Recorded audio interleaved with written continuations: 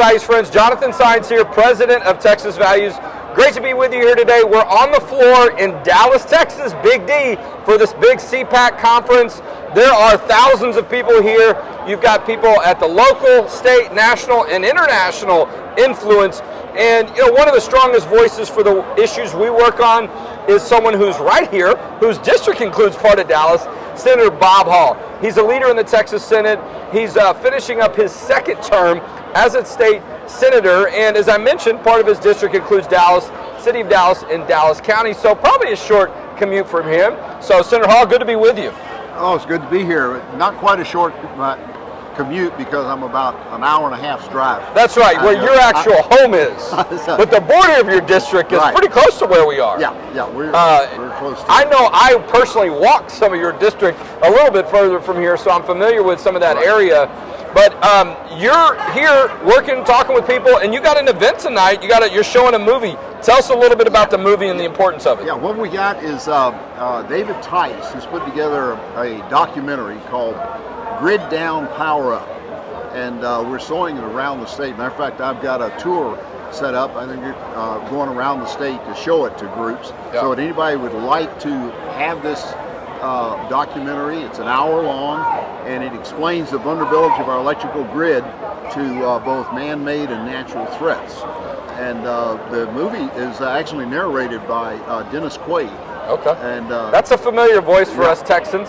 Yes. And a number of true experts on the subject to make people aware that we do have a serious problem with the reliability and resiliency of our electrical system. And there's been a lot of discussion about that issue, whether it's the excessive heat or whatever in Texas this summer. A lot of talk about some of those things earlier this year. It's on the minds of a lot of people and a lot of voters, and so I'm sure you'll get a lot of attention. I know you've screened it several times, but I also know you care about a lot of the issues that Texas Values works on, primarily the life issues, religious freedom, marriage and family.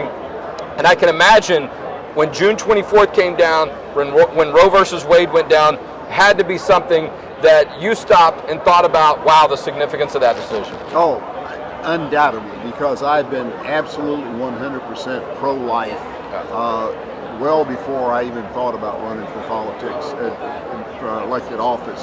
And the interesting thing about it was it turned out to be the linchpin issue the first time I ran for office, because my opponent at that time touted himself as being pro-life, but you knew it, and the other pro-life groups knew that he was not. And I remember there being a lot of concern because that district, it seemed to be like we should be able to have somebody from that area that is solid on the life issue, no doubt. Right, and that's the way the people felt. Yeah. But he was able to keep it covered up that he was only partially pro-life. Look, it's important too in the Texas Senate, and particularly, people think, Republican, I should not have to wonder whether or not they're pro-life, and now that you see some of the momentum, you see some of the elections where you're going to see this issue, like if you're not pro-life, you're out. I just think that particularly in Texas, there shouldn't be, and there's likely to not be a whole lot of wiggle room. And so this is an important issue for voters to be thinking about. When you're thinking about who you're going to support in elections, you should be asking them, where do you stand on the life issue? And maybe look at their social media and see, what do they do on June 24th when this decision came out? And for a lot of people, that's it. They vote on this one issue. You're good on life, I'm with you. If you're not, I'm looking for someone else. And you think about the life and death nature of that, rightly so, that should be the case. I want to bring this up to you because I know you're not someone who's a big fan of President Biden and the federal government and some of the things they do.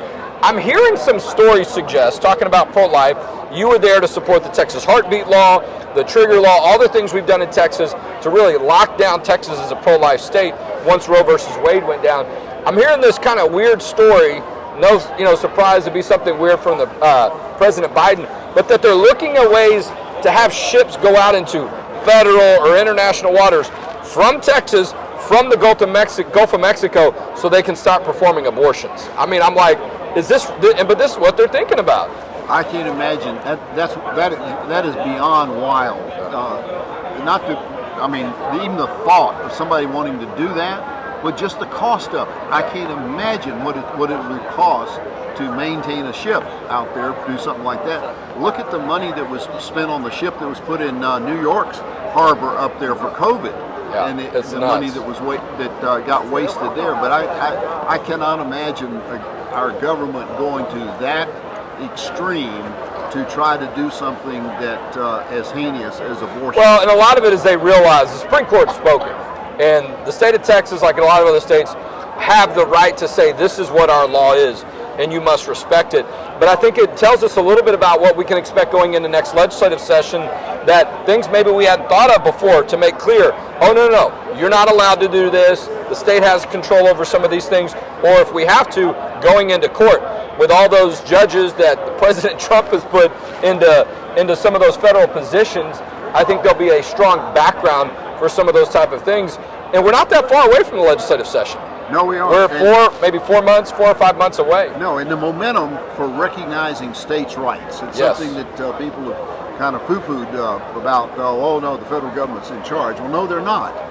The states are in charge. The states are what form the federal government, and the federal government is supposedly subservient to the states. The federal government in those issues that have to do with interstate actions, like commerce and transportation, things like that, that falls within their purview. The things that are not mentioned in the Constitution, they're not even talked about, it's very clear the Constitution leaves that up to the states to decide. Abortion is not discussed in the Constitution. Yeah, and the Supreme Court made it clear that there's no constitutional right to an abortion. Now it comes back to the states. None. There is, and it's up to the states to do what they want to do with it. And, well, we're talking with Senator Bob Hall, who is a state senator in his second term from the North Texas area. I know as a military veteran, somebody who loves America like you do, I want to mention to you, I was at the State Board of Education, and I know you're concerned about what's going on in public schools these days, is at a really, at the top or one of the top of your list. I was testifying because there's these unelected work groups that give the State Board of Education members advice. We think you should do this. Or, they'll review certain subject areas every 4 or 5 years. One of the things that these work groups have said is you need to stop teaching "In God We Trust," our national motto, to our kids. You need to stop teaching Moses as someone as a significant historical figure who related to law and policy. This is going to make you crazy. You need to stop teaching kids about the First Amendment of the Constitution. You cannot make this stuff up. And this is the third time that we've been there to say stop doing this. But this is the environment that we live in sometimes, even in Texas. No, absolutely.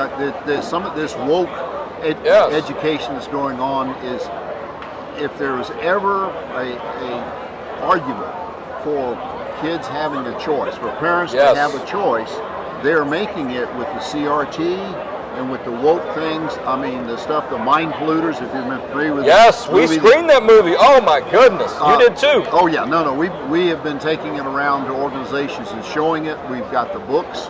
There's no question about it. I've had the books in my office. I mean, when you have a textbook to teach pre-K about sex, you have lost your compass. Yeah, I mean, and it's just hard to even imagine. And the kids have no idea really what they're seeing or what's being looked at. And it's not fair, I feel like, in a lot of ways, that they've been, preyed on, if you will. And then you've got schools who are deliberately not telling parents what's going on. I think we'll see a lot of discussion about parental rights. That ended up being an issue that Republican Party of Texas delegates voted on to be a priority item going into the next session. We only got about 10 minutes with you, a lot to cover, but, going into the next session, I think voters need to be thinking about these things, but they need to be aware, and if you'll just sort of mention that to people, their voice does matter at the Capitol. Oh, absolutely. Absolutely. It matters, and we felt it this last session because of COVID, there were some restrictions down there, and our Republican friends who didn't like wearing masks just did not come down to the Capitol. Democrats had no problem wearing a mask, and so in most of the hearings, all we heard from were Democrats. It was like 10-1 Democrats showing up at hearings, and our Republicans stayed home. We need the public support. We need the public's input on these critical things like pro-life, like what we're going to do for parental rights in our schools, what we're going to try to do for patients' rights in hospitals to overcome the atrocious treatment that people have received in the hospital. We've got to do something to change the direction, because I've said all along that what the hospitals did and to get the money coming out of Washington, that we had more people in Texas die because of hospital policy than died of the COVID. They died because the hospitals refused to do the right thing, to refuse to do what the frontline doctors said to do, because they got more pay from the federal government by following their protocol. Instead of doing what they're supposed to do, which is do no harm. And that's why it's important to keep, to have that accountability, that critical role the state government has for you to go up to the Capitol. We're going to be involved in helping you get there. We're going to talk about how you can learn these things at our event. September 23rd and 24th is the Faith, Family, and Freedom Policy Forum, the largest event of its type in the state of Texas, coming up in about a month and a half, so check our website for that. But it's been great to spend time with you. Yeah. Senator Bob Hall has been our guest today on this special segment of the Texas Values Report. Check more updates on our social media channels and our main website, txvalues.org, where you can learn more about faith, family, and freedom in Texas.